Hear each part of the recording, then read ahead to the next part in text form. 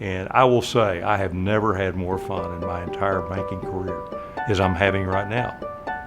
And part of it is working for Happy State Bank and laughing and having fun, but also being able to put together an organization that represents the values that I hold dear to me.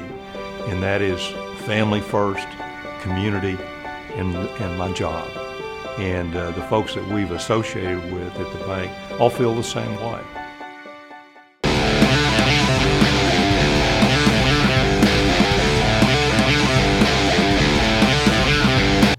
Welcome in, everyone, to LoneStarVarsity.com. This show is the Happy State Bank Football Fever. I am Zach Long, and as always, beside me, George Watson. And George, another week of high school football in the books, and it was starting to look like a very dark week for LISD schools, but then they get a little salvation on Saturday from the Lubbock High Westerners. Yeah, we all thought it was going to rain Friday and maybe even Thursday, maybe a little bit of Saturday, but the clouds parted, the sun came out, and so did the Westerner offense, scoring 59 points.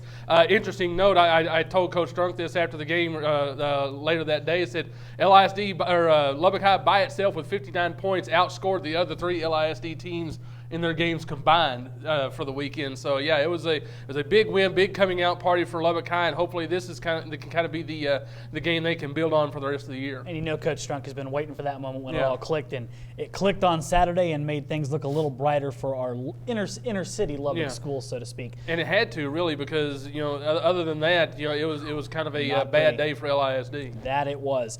George, not a bad day for our top performer of the week, and I'm completely shocked that this person is on this list again.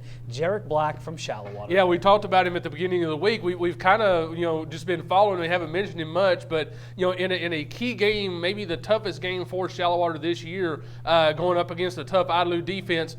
Jarek Black did it again. 333 yards, 4 touchdowns, and they win 38-14.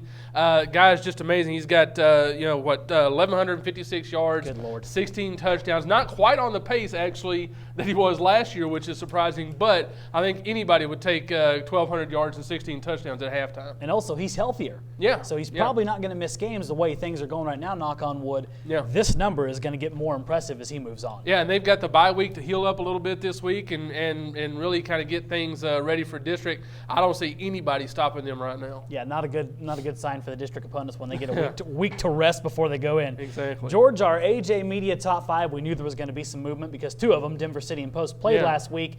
End up not being as close of a game as what people thought it was going to be. Yeah, and ended up not being the team I thought was going to win either, with Denver City absolutely taking it to Post 33-9. There's something cooking down there in Terry County down there at Denver City. Great things working down there at Denver City with Coach Taylor. They've got the offense going. They've got the defense working. They really not only scored on Post, they shut them down too. Shut down DJ Brown in that offense. So yeah, Denver City may be quietly moving up the ranks of those teams that are going to be there at the end of the season as far as making deep playoff runs. And good story on them too, because they invested a lot in facilities, and it's nice to see that paying off for that city. Absolutely. They've got the new weight room they built a couple years ago. They've got the great facilities down there, and they've got the coaching staff in place now to be able to work things, and they've got a senior-laden group that is really coming through for them. It'll be fun to see what they do in district play.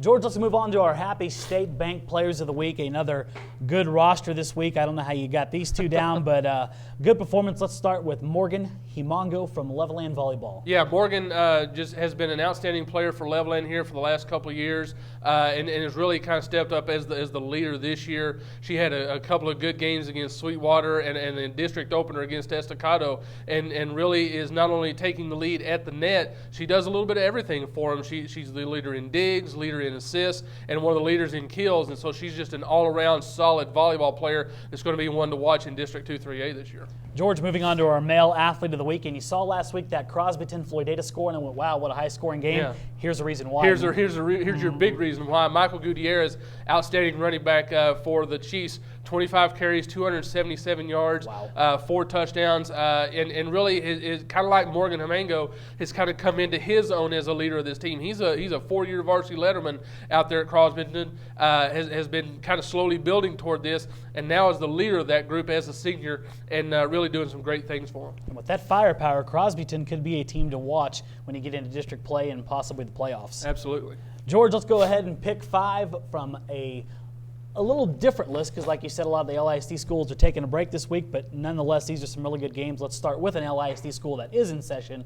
Perryton comes to Lubbock High. Yeah, as much as they wanted the game against Andrews, Strunk really wants this game against Perryton to really build the momentum. They lost this game last year, lost momentum going into district. He really wants it this year. I think they get it this year because I think they know what to do now. I'm going to go with Lubbock High. 2-game winning streak would be huge going into It would district be. play.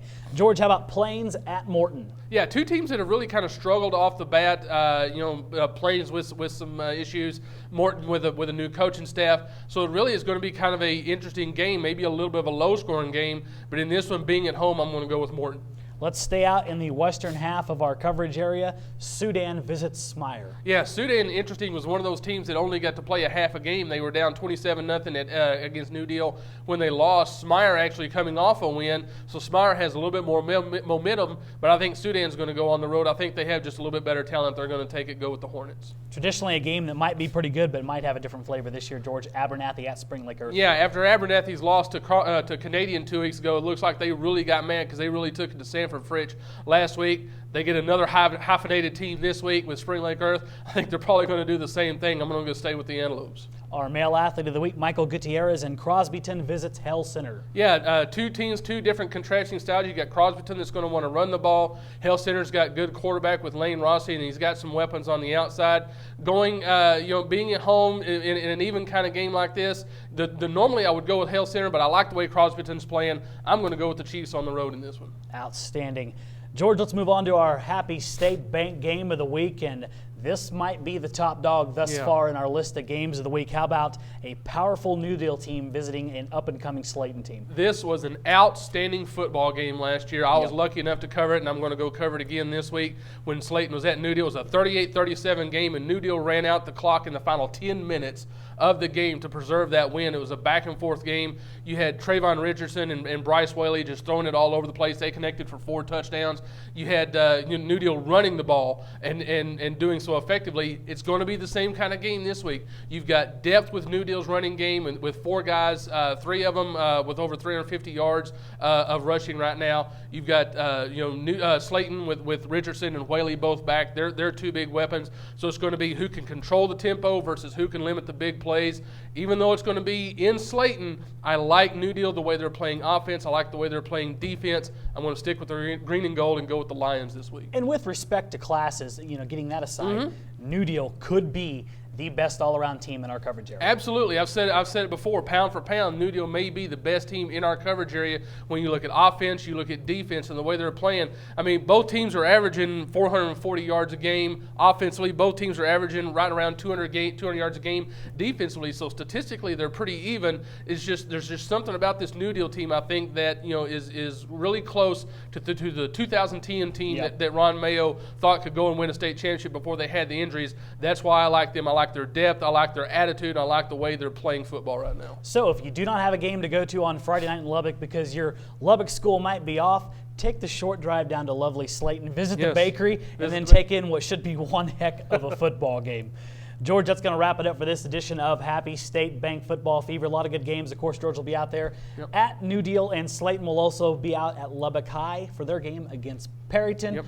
Shorter week. Should be some really good games, though. We're looking forward to it, but right now that's going to wrap it up. Hard to believe we're at the midpoint of the season already. It went fast, and if you want to read about everything up to that point, you know where to go. LoneStarVarsity.com and LubbockOnline.com for full coverage of high school football. I'm Zach Long for George Watson. We'll see you out there Friday.